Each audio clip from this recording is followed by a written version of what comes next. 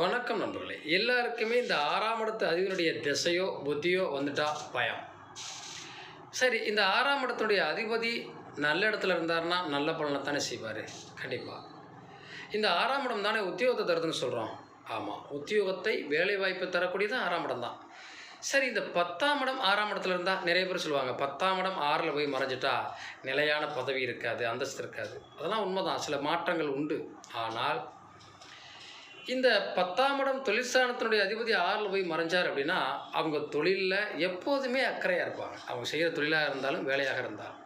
அது மட்டுமல்ல, உங்களுடைய லக்கணத்துக்கு 10ஆம் இடத்துக்கு இந்த 6ஆம் இடம் 9ஆம் இடமாக வரும், பாக்கியஸ்தானமாக வரும் அந்த 10க்கு. இது அதனால் நிறையா தன்னுடைய உழைப்பால் உயர்ந்த இடத்துக்கு வருவாங்க.